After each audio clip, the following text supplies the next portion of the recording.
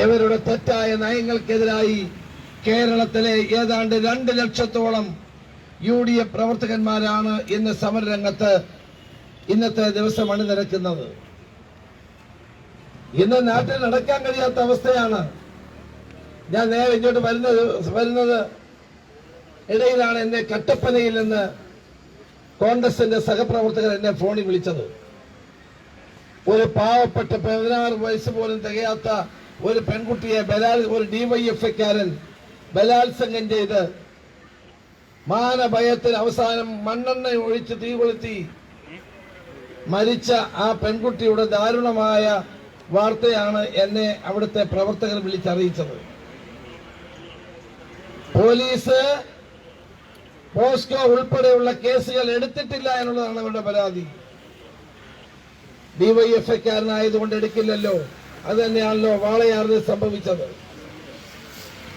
കേരളം എങ്ങോട്ട് പോകുന്നു? പരിഷ്കൃതമായ ഒരു സമൂഹം, ഉന്നത ജനാധിപത്യ ബോധമുള്ള ഒരു സംസ്ഥാനം, പ്രബുദ്ധരായ ഒരു ജനത. ആ ജനതയുടെ മുമ്പിൽ ഈ ഗവൺമെന്റ് കാണിക്കുന്ന കൊള്ളയും അഴിമതിയും ഇന്ന് നമുക്ക് താങ്ങാൻ പറ്റുന്നതിനപ്പുറമായിരിക്കുന്നു. കേരളത്തിന്റെ മുഖ്യമന്ത്രി ഈ കൊള്ളകൾക്കെല്ലാം നേതൃത്വം കൊടുക്കുന്നു. കേരളത്തിന്റെ മുഖ്യമന്ത്രി ഈ അഴിമതികൾക്കെല്ലാം നേതൃത്വം കൊടുക്കുന്നു. മുഖ്യമന്ത്രിയുടെ പ്രിൻസിപ്പൽ സെക്രട്ടറിയെ പറ്റിയുള്ള പുതിയ വാർത്തകൾ പുറത്തു വരികയാണ്. ഇന്നലെ വന്ന വാർത്ത എന്താണ്? പാർട്ടി സെക്രട്ടറി കോടിയേരി ബാലകൃഷ്ണന്റെ മകൻ ബിനീഷ് കോടിയേരി ഇവിടെ ബിനാമിയാണ് അനൂപ് മുഹമ്മദ്. ബോസാണ് കോടിയേരിയുടെ മകൻ, ബോസും മറ്റേയാൾ ബിനാമിയുമാണ്. ഇന്ന് ശിവശങ്കറിനെ പറ്റിയുള്ള വാർത്ത വന്നിരിക്കുന്നു. ശിവശങ്കറിന് കോടികളുടെ നിക്ഷേപം നാഗർകോവിലുണ്ട്. വിൻഡ് മില്ലിൽ കോടിക്കണക്കിന് രൂപയുടെ നിക്ഷേപം ഉണ്ടെന്നുള്ള വാർത്ത പുറത്തു വന്നിരിക്കുന്നു. എനിക്ക് ചോദിക്കാനുള്ളത്, അനൂപ് മുഹമ്മദ് ബിനീഷ് കോടിയേരിയുടെ ബിനാമിയാണെങ്കിൽ ശിവശങ്കരൻ ആരുടെ ബിനാമിയാണ്? ശിവശങ്കരൻ ആരുടെ ബിനാമിയാണെന്ന് കേരളത്തിന് അറിയണം.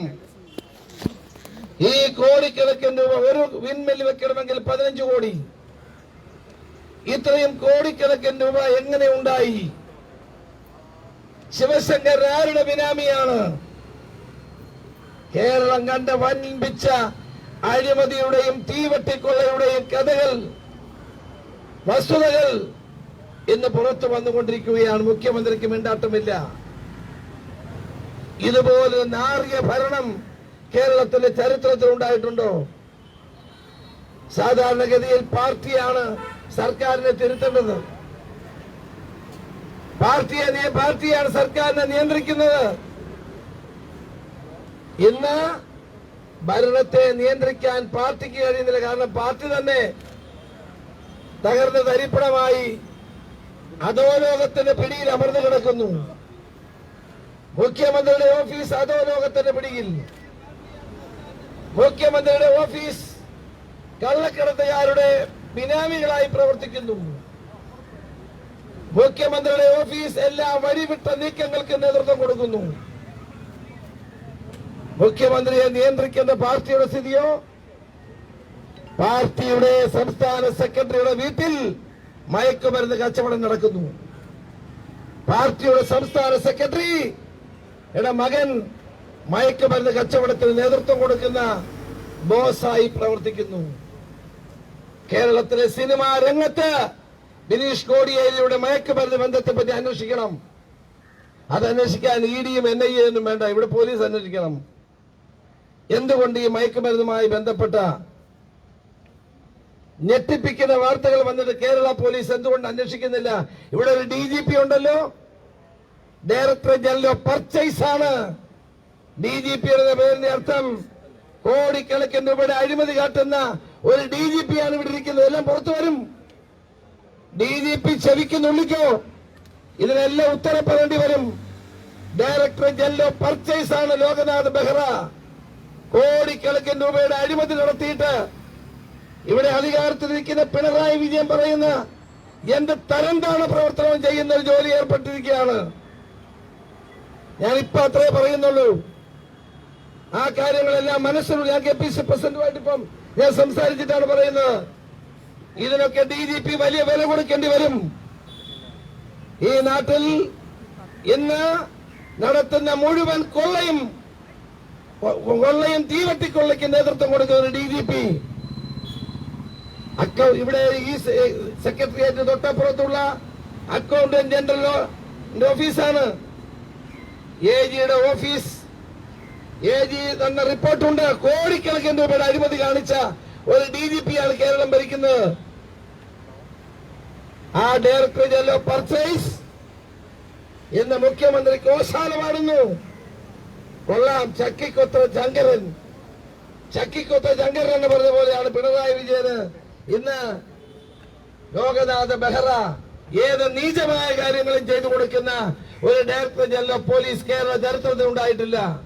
ഇതുപോലെ എന്താ അന്വേഷിക്കാത്തത്?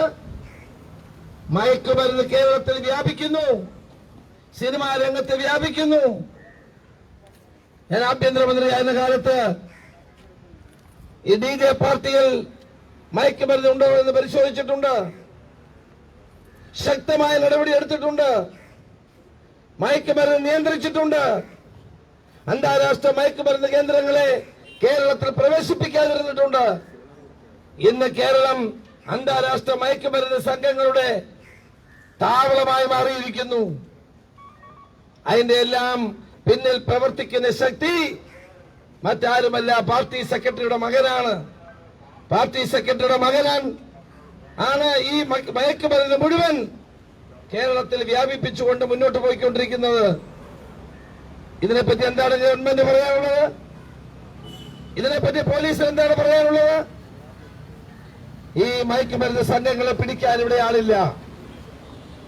ഈ മയക്കുമരുന്ന് സംഘങ്ങളെ നിയന്ത്രിക്കാൻ ഇവിടെ ആളില്ല.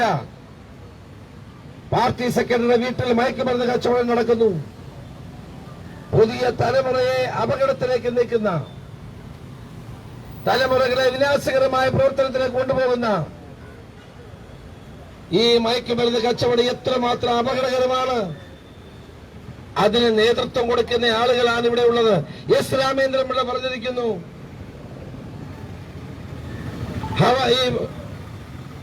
എസ് രാമേന്ദ്രൻപിള്ള ഒരു പ്രസ്താവന കേട്ടപ്പോൾ എനിക്ക് വലിയ ചിരിയാണ് ഉണ്ടായത്. അദ്ദേഹം പറഞ്ഞത് എന്താണ്? നോട്ട് ഹവാല ഇടപാടുകൾ അല്ലേ ഉള്ള നിസ്സാരമായിട്ട് പറയുകയാണ്. മയക്കുമരുന്ന് കേസ് അല്ലല്ലോ എന്നാണ് അദ്ദേഹം പറയുന്നത്. ഇപ്പൊ മയക്കുമരുന്ന് കേസാണെന്ന് ബോധ്യപ്പെട്ടിരിക്കുന്നു. എത്ര നിസ്സാരമായിട്ടാണ് പാർട്ടിയുടെ നേതാക്കന്മാർ പറയുന്നത്. പാർട്ടി സെക്രട്ടറിയുടെ കുടുംബത്തിൽ മയക്കുമരുന്ന് കച്ചവടം നടക്കുന്നു, വ്യാപാരം നടക്കുന്നു.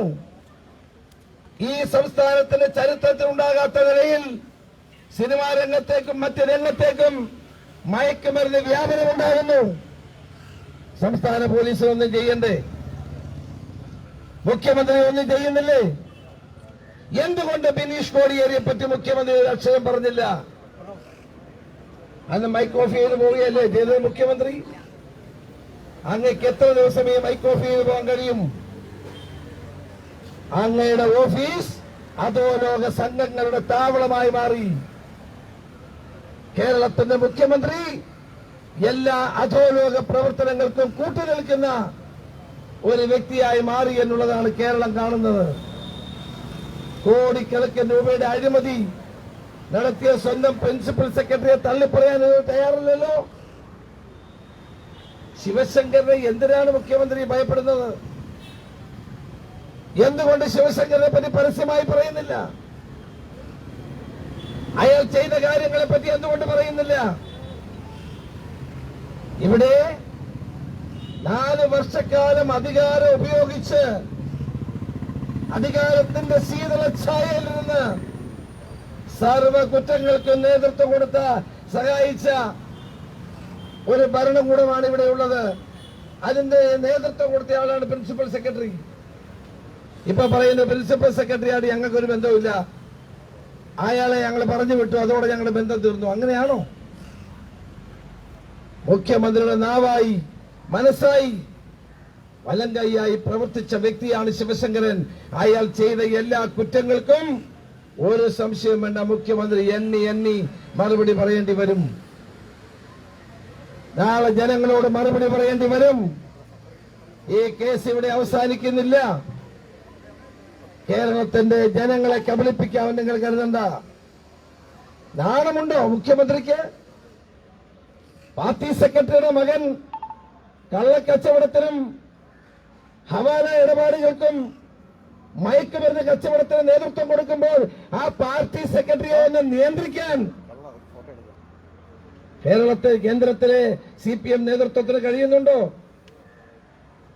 യെച്ചൂരി ഈ സമയം നോക്കി കച്ചവടം ഉറപ്പിച്ചു എന്നാണ് CP ജോൺ എന്നോട് പറഞ്ഞത്. ബംഗാളി കോൺഗ്രസുമായിട്ടുള്ള സഖ്യം ഉറപ്പിക്കാൻ എതിര് നിന്നത് കേരളത്തിലെ CPM ആയിരുന്നു. ഈ തെക്കൻ നോക്കി അദ്ദേഹം കച്ചവടം ഉറപ്പിച്ചു. ഒരു കാര്യം നിങ്ങൾ മനസ്സിലാക്കണം, കച്ചവടം മാത്രമാണ് ഈ സർക്കാരിന്റെ ഏറ്റവും പ്രധാനപ്പെട്ട ദൗത്യം.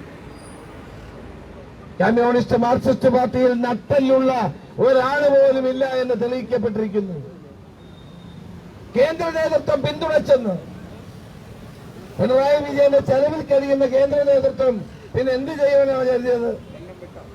ഇനി തെരഞ്ഞെടുപ്പൊക്കെ കഴിഞ്ഞ് പ്രതിപക്ഷത്തിരിക്കുന്ന സമയത്ത് വിശദമായ ചർച്ച നടത്തുവാനാണ് പറഞ്ഞത്.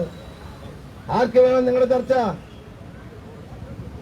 കേരളത്തിൽ ജനങ്ങൾ നൽകിയ അധികാരം കൊള്ളയ്ക്കും തീവട്ടിക്കൊള്ളയ്ക്കും വിനിയോഗിച്ചുകൊണ്ട് കോടികളുടെ അഴിമതി നടത്തുന്ന ഈ സർക്കാർ, ആ സർക്കാരിന് പിന്തുണയ്ക്കുന്ന നിലപാടാണ് കേന്ദ്ര CPM നേതൃത്വം കൈക്കൊണ്ടത്. പാർട്ടി സെക്രട്ടറിയെ പറ്റി ഒരു സംസാരമില്ല. പാർട്ടി സെക്രട്ടറിയെ പിന്തുണയ്ക്കുന്നു, മുഖ്യമന്ത്രിയെ പിന്തുണയ്ക്കുന്നു. എന്ത് പറ്റി ഇന്ത്യയിലെ കമ്മ്യൂണിസ്റ്റ് പ്രസ്ഥാനത്തിന്? എന്ത് പറ്റി മാർക്സിസ്റ്റ് പാർട്ടിയുടെ കേന്ദ്ര നേതൃത്വത്തിന്? പിണറായി വിജയൻ പറയുന്നതിനപ്പുറത്ത് ഒരക്ഷരം പറയാനുള്ള ശക്തി നഷ്ടപ്പെട്ട ദേശീയ നേതൃത്വമാണ് CPM-നുള്ളത്. CPI-യുടെ കാര്യം ഞാൻ പറയുന്നില്ല, ഇതാരും ഇതിൽ കൂടുതൽ അവരിൽ നിന്ന് പ്രതീക്ഷിക്കുന്നില്ല. പഴയ ഉശിരൊന്നും കാനൻ രാജേന്ദ്രൻ ഇല്ല. എല്ലാ അഴിമതികളെയും പിന്തുണയ്ക്കുന്ന ഒരു പാർട്ടിയായി CPI എന്ന് പറയുന്ന പാർട്ടി മാറിയിരിക്കുന്നു. അവർക്ക് കാര്യം നടക്കണമെന്നുള്ളതല്ലാതെ മറ്റൊരു കാര്യത്തിലും പ്രതിഷേധിക്കാനുള്ള ത്രാണിയില്ലാതെ പോയി എന്നുള്ളതാണ് വസ്തുത. അതുകൊണ്ട് ഈ സർക്കാർ താഴെ ഇറങ്ങുന്നത് വരെ UDF-ന്റെ സമരവുമായി നമ്മൾ മുന്നോട്ട് പോകും. കേരളത്തിലെ UDF ഈ ഗവൺമെന്റിനെതിരായ അന്തിമ സമരം ആരംഭിച്ചു കഴിഞ്ഞിരിക്കുകയാണ്. ഈ അന്തിമ സമരത്തിലെ മുഴുവൻ ജനങ്ങളും ഒരുമിച്ച് പങ്കെടുക്കണമെന്ന് ഞാൻ അഭ്യർത്ഥിക്കുകയാണ്. കേരളത്തിലെ മുഴുവൻ ജനങ്ങളെയും അണിനിരത്തിക്കൊണ്ട് ഈ ജനവിരുദ്ധ സർക്കാരിനെതിരായി, അഴിമതി സർക്കാരിനെതിരായി, ഈ സർക്കാരിന്റെ തീവെട്ടിക്കൊള്ളയ്ക്കെതിരായി UDF-ന്റെ പോരാട്ടം തുടരുകയാണ്. ഇവിടെ ഇപ്പൊ സെക്രട്ടേറിയറ്റിൽ പോലീസുകാരെ മാറ്റി ആരെയാ വെക്കുന്നത്? പോലീസുകാരുടെ സംരക്ഷണം മാറ്റി വ്യവസായ സേന. കാരണം കച്ചവടമാണല്ലോ അകത്ത് നടക്കുന്നത്. വ്യവസായ സേനയെ തന്നെ വിന്യസിപ്പിക്കണം. കാരണം അകത്ത് നടക്കുന്ന മുഴുവൻ കച്ചവടമാണല്ലോ. അപ്പൊ നല്ലതാണ്. പിണറായി വിജയൻ ചില കാര്യങ്ങൾ ചെയ്യാൻ നല്ല മിടുക്കാണ്. അദ്ദേഹം അർത്ഥവത്തായ കാര്യങ്ങൾ ചെയ്യുന്ന ഒരാളാണ്. അകത്ത് കച്ചവടം നടക്കുന്നതുകൊണ്ട് വ്യവസായ സേനയെ തന്നെ പുറത്ത് വിന്യസിപ്പിക്കാനുള്ള അദ്ദേഹത്തിന്റെ ആ നീക്കത്തെ അതാ പറഞ്ഞത്. അത് അദ്ദേഹത്തിന് നല്ല നമസ്കാരം പറയാൻ ഞാൻ ആഗ്രഹിക്കുകയാണ്. അഴിമതി വ്യവസായം നടക്കുകയാണ് അകത്ത്. പിന്നെ ഇവിടെ സംരക്ഷിക്കാൻ വ്യവസായ സേന തന്നെ വേണമല്ലോ. എന്തെല്ലാം കാര്യങ്ങൾ. അല്ലെങ്കിൽ തന്നെ ഇതിനകത്ത് ആർക്കും കയറാൻ വയ്യ.